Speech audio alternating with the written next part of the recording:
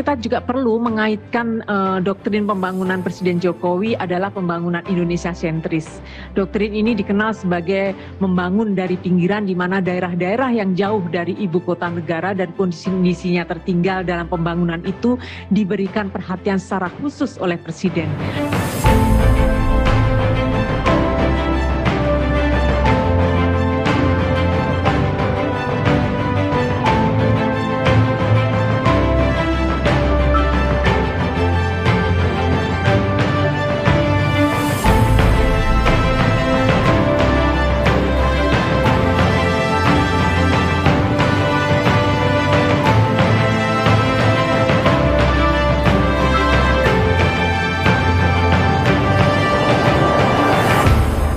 Melihat Papua itu kita tidak bisa mengeneralisasi. Kita kalau misalkan indikator objektifnya adalah kita melihat soal indeks pembangunan manusianya, sebagai ilustrasi saya ingin menyebutkan kita bisa melihat saudara-saudara di Nduga itu IPM-nya itu hanya 32,84, di mana IPM nasional itu 72,29,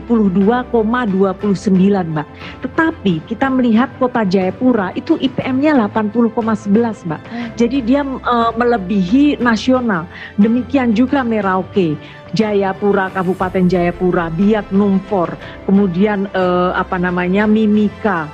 Dan tapi kita juga punya saudara-saudara kita yang masih belum beruntung gitu, di Intan Jaya, di Pegunungan Bintang, di Yahukimo dan lain-lain. Nah,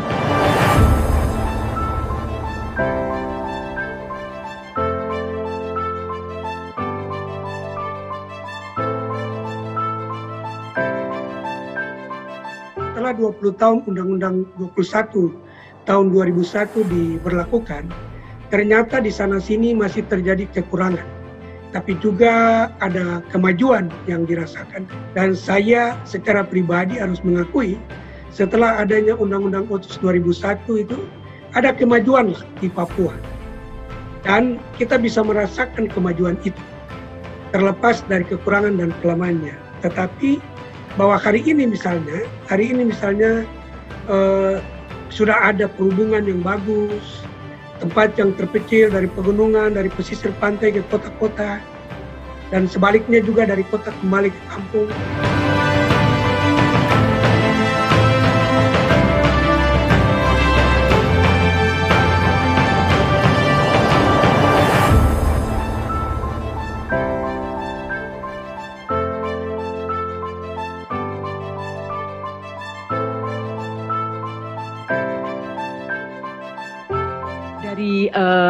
Dari segi akuntabilitas, penggunaan dana otsus pun diatur untuk dipergunakan dengan mengedepankan prinsip pengelolaan keuangan yang baik melalui pengawasan yang dilakukan secara koordinatif. Hal demikian mencegah adanya penyalahgunaan anggaran karena diterapkannya pengawasan yang berlapis dan melibatkan banyak pemangku kepentingan.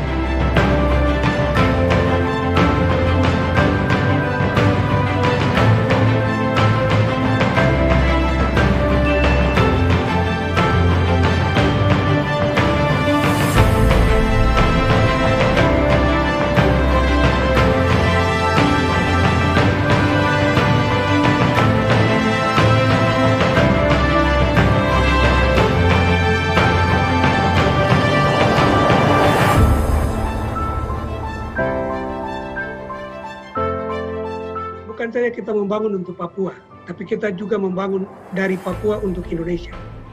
Itu hal yang perlu kita ingat. Yang kedua adalah kita mesti menyadari sepenuhnya DOB adalah kebijakan. Kebijakan dalam rangka mendekatkan masyarakat pada kesejahteraan.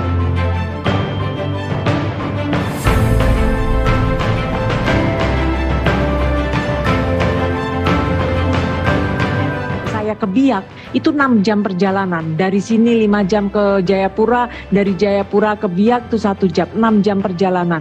Jadi rentang kendali yang begitu besar, inilah yang kemudian memberikan gap-gap di berbagai sektor, misalnya sektor kesehatan, sektor pendidikan, sektor kesejahteraan dan lain-lain. Sehingga mau tidak mau rentang kendali yang demikian jauh itu harus didekatkan. Bagaimana pelayanan publik itu harus mendekati kepada masyarakat.